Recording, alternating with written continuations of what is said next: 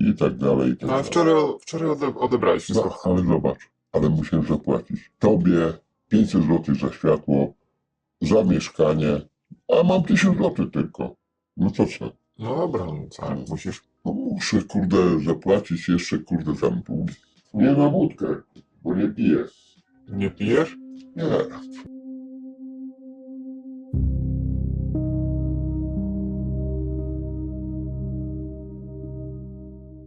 Wyobraź sobie, że masz gorszy tydzień. Niewielką tragedię, nie historię na pierwsze strony gazet, tylko zwykły życiowy zakręt. Rachunek przyszedł za wcześnie, wypłata będzie za kilka dni, ktoś nie oddał długu, coś się zepsuło, a pieniędzy na najbliższe dni jest po prostu za mało. Patrzysz na rzeczy w domu i wybierasz coś, co da się szybko zamienić na gotówkę. Telefon, zegarek, konsolę, narzędzie, pierścionek, cokolwiek, co jeszcze wczoraj było po prostu twoje, a dzisiaj staje się rozwiązaniem problemu. Idziesz do lombardu, kładziesz przedmiot na ladzie, słyszysz kwotę, próbujesz negocjować. Może jesteś zdenerwowany, może mówisz za dużo, może próbujesz żartować, żeby ukryć wstyd, a może po prostu chcesz jak najszybciej załatwić sprawę i wyjść. Dla ciebie to jest prywatny problem, ale dla internetu to może być dobry odcinek. Bo jeśli przy tej ladzie stoi kamera, twoja rozmowa nie kończy się w lombardzie. Może dostać tytuł, miniaturę, komentarze i setki tysięcy wyświetleń. Ktoś może zapamiętać twoją twarz, głos, sposób mówienia, reakcję na wycenę albo ten jeden moment, w którym wypadłeś gorzej niż sam byś chciał. A potem, nawet jeśli wrócisz do normalnego życia, internet może już nie wrócić razem z tobą. Może nadać ci pseudonim, może zrobić z ciebie bohatera komentarzy, może czekać, aż pojawisz się znowu. Może przenieść cię do reakcji, skrótów, wywiadów, a czasem nawet do kolejnych formatów, które żyją z tego, że ludzie już cię kojarzą. I właśnie dlatego kanały takie jak Pan z Lombardu są ciekawsze niż wyglądają na pierwszy rzut oka. Bo to nie jest tylko opowieść o lombardzie, przedmiotach i wycenach, to jest opowieść o tym, co się dzieje z człowiekiem, kiedy jego słabszy dzień zaczyna pracować jako internetowa rozrywka. Zanim pójdziemy dalej, chcę wyraźnie zaznaczyć jedną rzecz. Ten film nie jest oskarżeniem wobec twórców kanału Pan z Lombardu, ani wobec osób, które z nim współpracują. Nie twierdzę, że robią coś nielegalnego. Nie twierdzę też, że ich intencją jest krzywdzenie ludzi albo świadome wykorzystywanie kogokolwiek. To jest moja subiektywna analiza etyczna pewnego formatu. Ktoś inny może zobaczyć w nim dokumentowanie rzeczywistości, lokalny koloryt, edukację albo zwykłą rozrywkę opartą na zgodzie uczestników. I to jest w porządku. Ja chcę zapytać o coś konkretnego. Kto w takim układzie zyskuje zasięg, pieniądze i kontrolę nad materiałem, a kto zostawia w internecie własny wizerunek? W tym filmie będę pokazywał fragmenty materiałów, ale twarze klientów będą zamazane, a głosy zmienione. Robię to celowo, bo uważam, że nie powinienem dodatkowo upubliczniać wizerunku osób, o których opowiadam.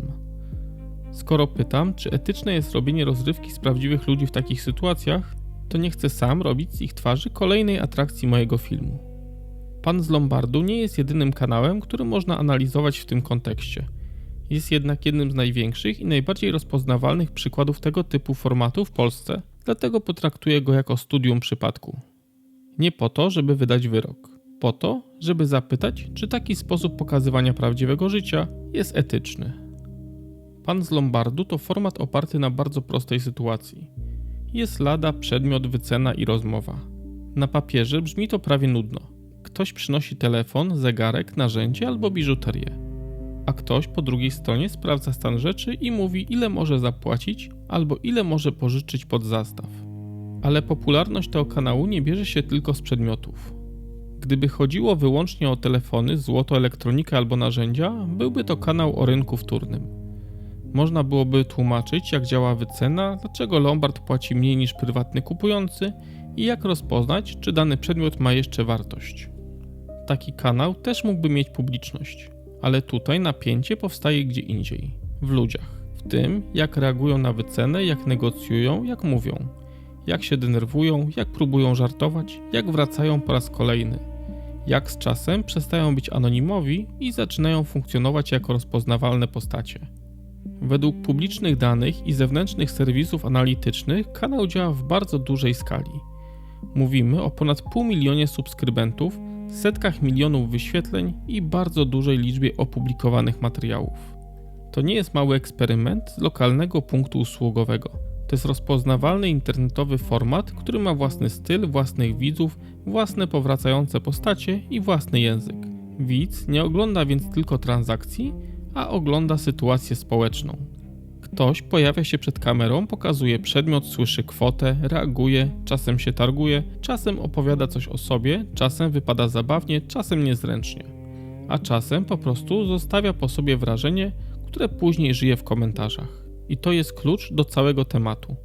Pan z Lombardu nie jest tylko formatem o Lombardzie. To format o ludziach, którzy trafiają do Lombardu i zostają pokazani publiczności.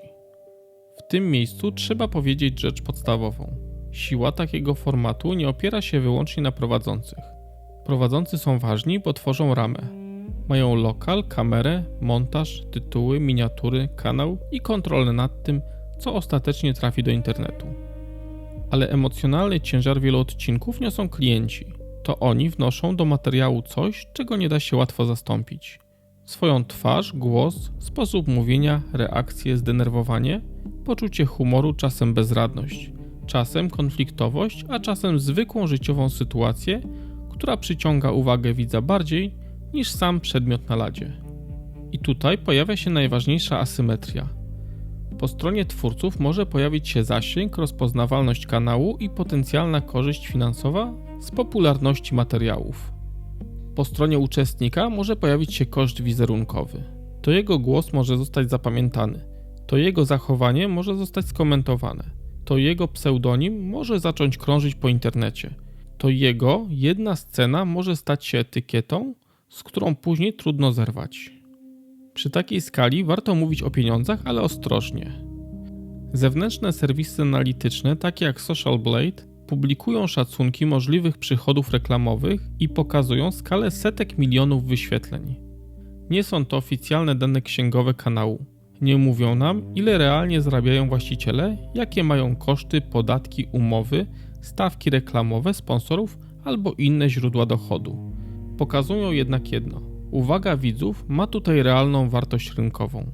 A skoro uwaga widzów ma wartość, trzeba zapytać, kto tę uwagę realnie generuje. Czy tylko prowadzący i przedmioty? Czy także ludzie, którzy przychodzą do Lombardu i zostawiają w materiale coś bardziej osobistego niż telefon, zegarek albo konsolę? Zostawiają swoją rozpoznawalność.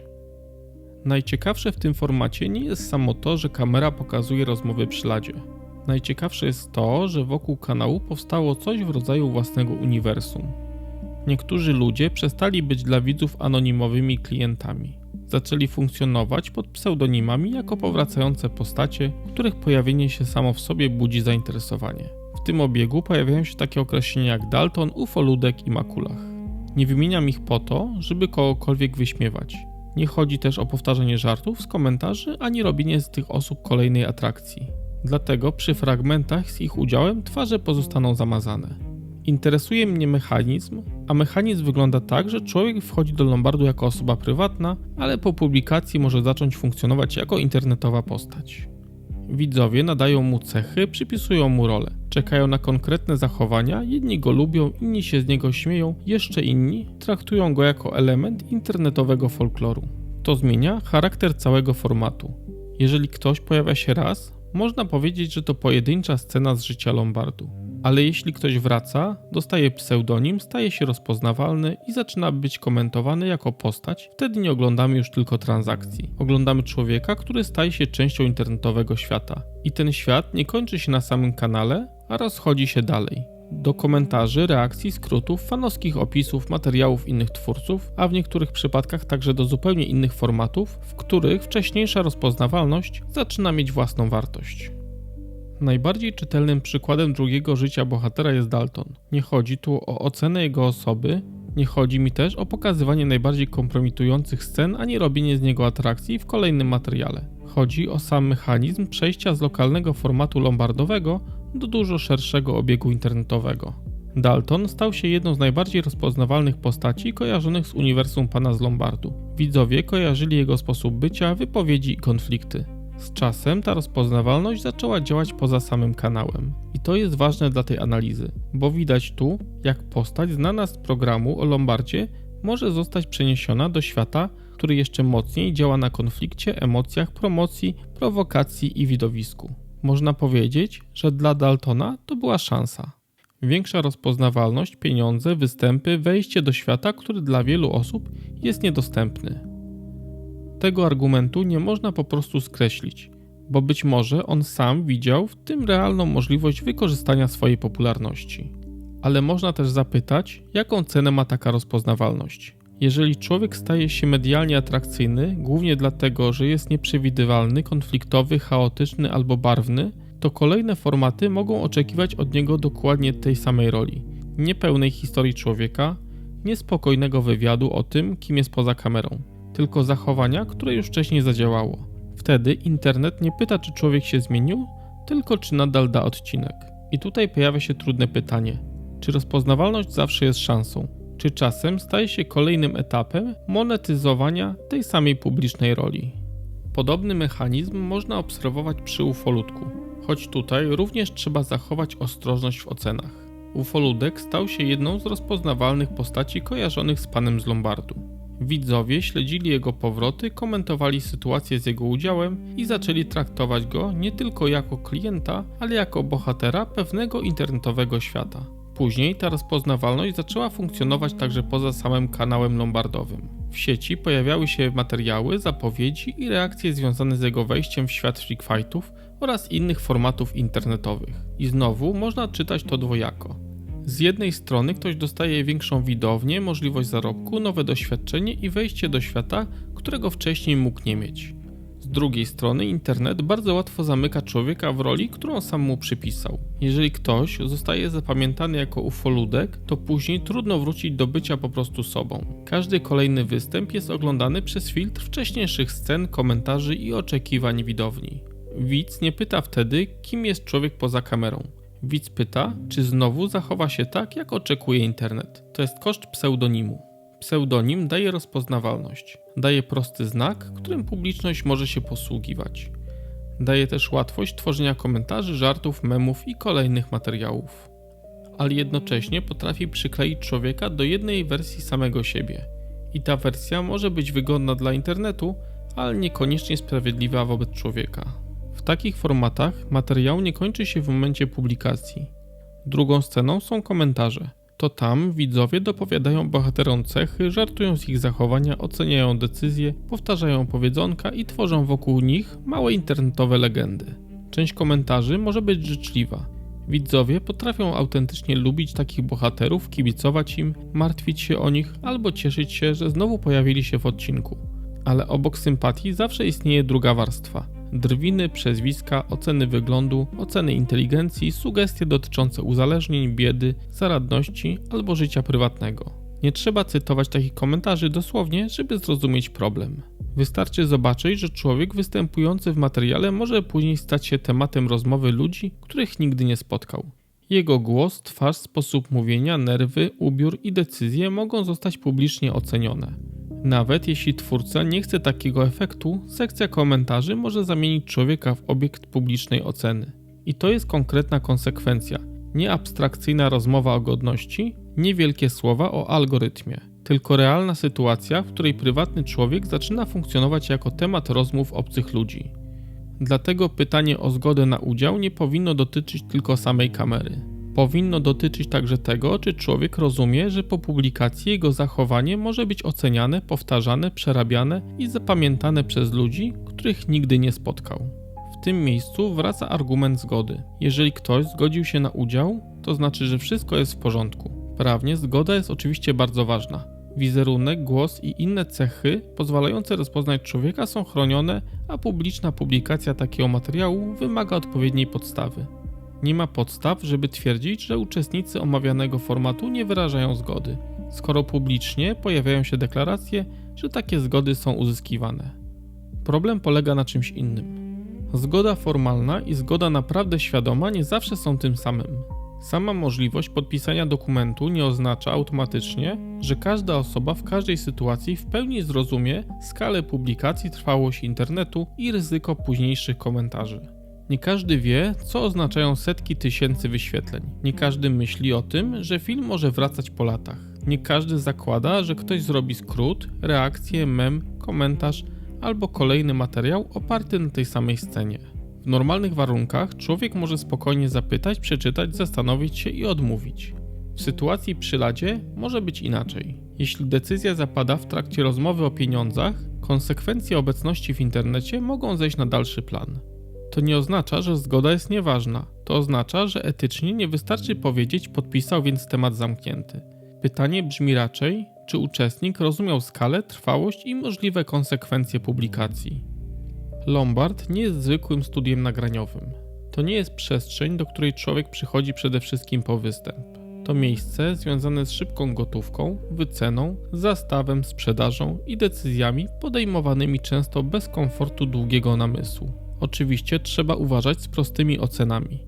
Nie każdy klient Lombardu jest biedny, nie każdy jest zdesperowany, nie każdy ma dramatyczną historię. Czasem ktoś po prostu szybko sprzedaje niepotrzebny sprzęt albo sprawdza wartość biżuterii.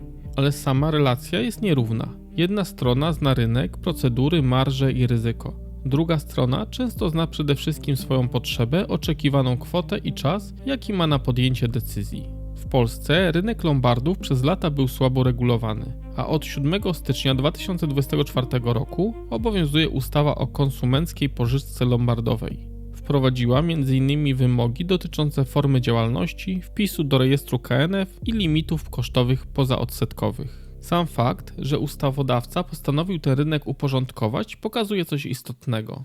Klient lombardu może wymagać szczególnej ochrony jako konsument. Jeśli tak jest przy samej transakcji finansowej, to warto zapytać, czy ta sama osoba nie wymaga ostrożności także wtedy, gdy staje się bohaterem filmu. Bo przy jednej ladzie podejmuje decyzję o przedmiocie i pieniądzach, a przy tej samej ladzie może także podjąć decyzję o swoim wizerunku w internecie. To są dwie różne decyzje i obie mogą mieć konsekwencje. Żeby ten film był uczciwy, trzeba powiedzieć, że taki format ma swoje argumenty obronne. Po pierwsze, może dokumentować rzeczywistość, której wiele osób nie zna. Lombard jest miejscem obecnym w wielu miastach, ale rzadko pokazywanym od środka. Po drugie, taki kanał może mieć wartość edukacyjną. Widz może zobaczyć, jak wygląda wycena, jak działa pożyczka pod zastaw i dlaczego rzecz kupiona kiedyś za dużą kwotę w Lombardzie będzie warta znacznie mniej. Po trzecie, twórcy deklarują zgody uczestników. Bez dowodów nie należy mówić, że ludzie są nagrywani bez zgody albo że ktoś łamie prawo. Po czwarte, część bohaterów może czerpać z rozpoznawalności realne korzyści. Mogą zyskać sympatię widzów, wsparcie, poczucie bycia zauważonymi albo nowe możliwości. Po piąte, nie wolno z góry zakładać złych intencji twórców. Można analizować mechanizm, ale nie należy przypisywać komuś zamiaru ośmieszania ludzi, jeśli nie mamy na to dowodów. To są ważne zastrzeżenia, ale żadne z nich nie usuwa najważniejszego pytania. Kto w tym układzie ma największą kontrolę, a kto bierze na siebie największe ryzyko? Najmocniejszy argument krytyczny dotyczy nierówności stron. Po jednej stronie jest twórca, kanał, montaż, tytuł, miniatura, publiczność i potencjalna korzyść z popularności materiału. Po drugiej stronie jest człowiek, który wnosi do odcinka swój wizerunek, zachowanie, sposób mówienia i fragment własnej sytuacji. I te strony nie są równe. Twórca decyduje, co zostanie pokazane, co zostanie wycięte, jaki będzie tytuł, jaka będzie miniatura i jaki fragment stanie się najważniejszy. Uczestnik po publikacji ma dużo mniejszy wpływ na to, jak zostanie odebrany. Drugi problem to ryzyko ośmieszenia. Człowiek na nagraniu może być zdenerwowany, mówić chaotycznie, nie rozumieć wyceny albo zachowywać się w sposób, który wynika ze stresu. W normalnym życiu taki moment mija, ale w internecie może zostać na długo. Może stać się cytatem, żartem, etykietą albo powodem do komentarzy. Trzeci problem to normalizacja patrzenia na cudzą presję finansową jako rozrywkę. Jeżeli regularnie oglądamy ludzi w potrzebie jako element serialu, możemy przestać pytać, co doprowadziło ich do takiej sytuacji. Zaczynamy pytać, czy byli ciekawi, czy byli śmieszni, czy dali dobry odcinek i to jest niebezpieczne przesunięcie. Nie chodzi o to, że każdy widz patrzy z pogardą. Nie chodzi też o to, że każdy twórca chce kogokolwiek upokorzyć. Chodzi o to, że sam format może przesuwać człowieka z pozycji osoby w stronę atrakcji. A wtedy dokumentalna forma zaczyna działać jak rozrywka z cudzej słabości. Najważniejsze praktyczne pytanie nie brzmi, czy zawsze wolno albo zawsze nie wolno nagrywać ludzi w takim miejscu. Rzeczywistość jest bardziej złożona. Pytanie brzmi raczej, jak robić to tak, żeby chronić człowieka po słabszej stronie sytuacji. Pierwsza zasada to jasna informacja. Uczestnik powinien wiedzieć, gdzie materiał zostanie opublikowany, jak długo może być dostępny, czy może trafić do krótkich formatów i czy jego wizerunek może pojawić się w miniaturze. Druga zasada to realna możliwość odmowy. Brak zgody na nagranie nie powinien wpływać na wycenę, obsługę ani atmosferę rozmowy. Trzecia zasada to czas na decyzję. Zgoda na wieloletnią obecność w internecie nie powinna być podejmowana w tym samym napięciu, w którym ktoś rozmawia o pieniądzach. Czwarta zasada to możliwość wycofania zgody przed publikacją, zwłaszcza jeśli materiał pokazuje chorobę, zadłużenie, bezradność albo inne wrażliwe informacje. Piąta zasada to anonimizacja. Nie każda historia wymaga pokazania twarzy, głosu i cech pozwalających rozpoznać człowieka. Szósta zasada to wynagrodzenie, jeśli człowiek staje się głównym elementem odcinka. Jeżeli historia, emocje i wizerunek uczestnika są istotnym elementem oglądalności, warto uznać, że jego udział ma realną wartość medialną. Siódma zasada to ostrożność w tytułach i miniaturach. Można budować zainteresowanie bez robienia z człowieka mema i bez zapraszania widza do drwin. Ósma zasada to moderacja komentarzy. Twórca zapraszający prawdziwych ludzi przed kamerę bierze odpowiedzialność nie tylko za obraz, ale także za przestrzeń, w której ci ludzie później funkcjonują. Najważniejszy jest jednak kontekst. Jeżeli pokazujemy ludzi w sytuacji finansowej presji, warto czasem powiedzieć, skąd ta presja się bierze. Warto mówić o braku oszczędności, wykluczeniu kredytowym, rachunkach, chorobie, opóźnionej wypłacie i o tym, jak szybko zwykły problem może zmienić się w finansową pułapkę. Wtedy kamera nie tylko patrzy na człowieka, wtedy pomaga zrozumieć sytuację, w której człowiek się znalazł. Ten film nie daje prostego wyroku. Nie twierdzę, że pan z Lombardu robi coś nielegalnego. Nie twierdzę, że twórcy mają złe intencje. Nie twierdzę też, że każda osoba pojawiająca się w takim materiale jest automatycznie skrzywdzona. Twierdzę tylko, że ten format stawia poważne pytania etyczne. Bo kiedy prawdziwy człowiek pojawia się w materiale, nie wnosi do niego tylko przedmiotu. Wnosi twarz, głos, sposób mówienia, emocje, historię, ryzyko komentarzy i możliwość tego, że zostanie zapamiętany w określony sposób. A gdy format działa w dużej skali, ta obecność zaczyna mieć realną wartość rynkową. Materiał buduje zasięg, zasięg buduje rozpoznawalność może budować biznes. A później ta sama rozpoznawalność może przejść do reakcji, wywiadów, komentarzy, freakfightów i kolejnych formatów. Gdzieś w środku tego łańcucha nadal jest jednak człowiek. Nie tylko bohater odcinka, nie tylko pseudonim, nie tylko Dalton, ufoludek albo kolejna rozpoznawalna postać internetowego świata. Człowiek, który być może zgodził się na udział, ale niekoniecznie przewidział wszystkie miejsca, do których ta zgoda może go później zaprowadzić. Dlatego dla mnie najważniejsze pytanie brzmi nie tak, czy wolno pokazywać prawdziwe życie, brzmi raczej, czy wszystko, co jest prawdziwe, powinno automatycznie stawać się rozrywką. I czy w świecie, w którym każdą słabość można nagrać, zmontować, opublikować, skomentować i przenieść do kolejnego formatu, potrafimy jeszcze zauważyć moment, w którym człowiek przestaje być bohaterem dokumentu, a zaczyna być surowcem dla algorytmu.